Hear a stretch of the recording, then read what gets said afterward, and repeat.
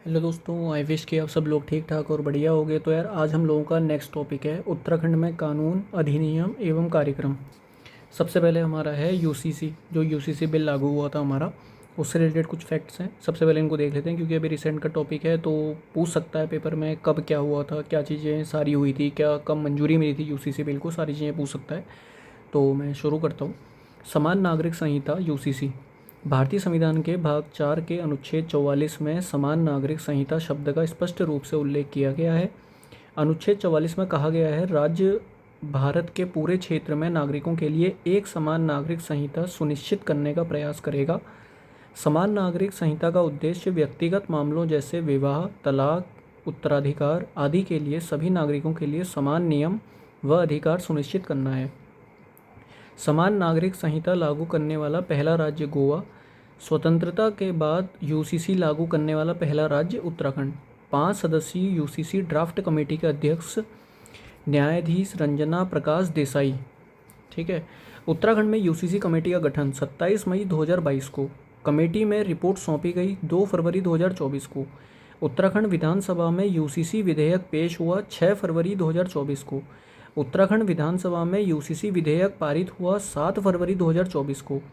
राष्ट्रपति द्रौपदी मुर्मू द्वारा यूसीसी विधेयक को मंजूरी दी गई मार्च 2024 में। अनुसूचित जनजातियों, एसटी तथा आदिवासी समुदाय को इस विधेयक के दायरे से बाहर रखा गया है। उत्तराखंड में यूसीसी लागू हुआ 27 जनवरी 2025 से। डेट याद रखना, ठीक है। 27 जनवरी 2025 से उत्तराखंड में यूसीसी बिल लागू हुआ है। यूसीसी में लड़के की शादी हेतु आयु 21 वर्ष व लड़कियों की आयु 18 वर्ष सुनिश्चित करी है। उत्तराखंड में भू कानून। उत्तराखंड राज्य गठन के बाद राज्य की कृषि भूमि खरीद फरोख्त की प्रक्रिया तेज हो गई थी, जिस कारण 2002 में बाहरी लोगों को 500 वर्ग मीटर से अधिक जमीन खरीदने पर रोक लगाने का प्रावधान किया गया। 2007 में खंडूरी सरकार ने बाहरी लोगों को जमीन खरीद की सीमा 250 वर्ग मीटर कर दी थी, लेकिन 2018 में त्रिवेंद्र सरकार ने उत्तर प्रदेश जमींदारी विनाश एवं भूमि सुधार अधिनियम 1950 में संशोधन कर भूमि खरीद की अधिकतम सीमा को समाप्त कर दिया गया, जिसका कारण निवेश और उद्योगों को बढ़ावा देना था। जुलाई 2021 में मुख्यमंत्री पुष्कर सिंह धामी ने भू कानून को लेकर सुभाष कुमार के नेतृत्व में उच्च स्तरीय समिति का गठन किया। 20 फरवरी 2025 को उत्तराखंड विधानसभा में उत्तर प्रदेश जमींदारी विनाश और भूमि व्यवस्था अधिनियम 1950 संशोधन विधेयक 2025 पारित किया गया, जिससे राज्य के भू कानून को और अधिक कठोर बनाया गया है। इस संशोधन का उद्देश्य उत्तराखंड की सांस्कृतिक विरासत और पर्यावरण संरक्षण को सुनिश्चित करना है, साथ ही अनियंत्रित भूमि खरीद बिक्री पर रोक लगाना है। उत्तराखंड सरकार के निर्धारित लक्ष्य। सौर ऊर्जा नीति 2023 के तहत दिसंबर 2027 तक 2500 मेगावाट बिजली उत्पादन का लक्ष्य रखा गया है। स्टार्टअप नीति 2023 के तहत 5 सालों के 1000 स्टार्टअप बनेंगे। टीबी मुक्त उत्तराखंड 2024, ड्रग्स फ्री उत्तराखंड 2025, आत्मनिर्भर उत्तराखंड 2025, सतत विकास लक्ष्य 2030। सीएम हेल्पलाइन नंबर 1905 को शुरुआत 1905 सीएम हेल्पलाइन नंबर है, ठीक है, की शुरुआत तत्कालीन मुख्यमंत्री त्रिवेंद्र सिंह रावत ने फरवरी 2019 में की थी।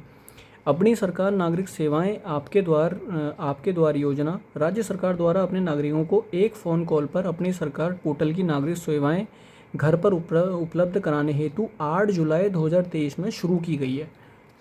ई गवर्नेंस सुविधा स्वान स्टेट वाइड एरिया नेटवर्क इसका फुल फॉर्म है, ठीक है। स्वान का फुल फॉर्म भी याद रखना। भारत सरकार ने इस योजना की शुरुआत 2005 में की, जिसके तहत राज्य के सभी तहसीलों को जोड़ा गया है। सरकारी कामकाजों में शीघ्रता लाने व सरकार के कार्यक्रमों को जनता तक पहुंचाने के लिए सूचना प्रौद्योगिकी का प्रयोग ही ई गवर्नेंस कहलाता है। राज्य सरकार ने 2001 को ई गवर्नेंस वर्ष घोषित किया है। राज्य सरकार ने 2001 को ई गवर्नेंस वर्ष घोषित किया है। राज्य में भू अभिलेखों के लिए देवभूमि नामक सॉफ्टवेयर तैयार किया गया है। सरकारी विभागों की सूचनाएं प्राप्त करने के लिए उत्तरा नामक पोर्टल बनाया गया है। ई गवर्नेंस के तहत ई डिस्ट्रिक्ट योजना 2009 में पौड़ी से शुरू की गई, जिसके तहत सूचना प्रौद्योगिकी के माध्यम से सरकारी सेवा जन जन तक पहुंचाना है। 2021 में उत्तराखंड सरकार ने अपनी सरकार पोर्टल लॉन्च किया, जिसमें ई डिस्ट्रिक्ट की सारी सुविधाएं उपलब्ध कराई गई हैं।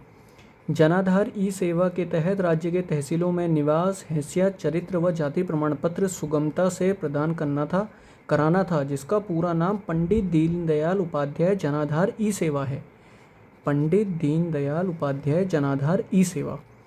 ई गेट पास सुविधा आम नागरिकों को राजकीय कार्यालय या परिसर में अपॉइंटमेंट लेने की प्रक्रिया को सहज एवं सरल बनाती है, जैसे विधानसभा, मुख्यमंत्री कार्यालय एवं सचिवालय में अपॉइंटमेंट सुविधा। कॉमन सर्विस सेंटर के माध्यम से नागरिकों को ई डिस्ट्रिक्ट एवं राज्य तथा केंद्र की अन्य सेवाएं प्रदान की जा रही हैं।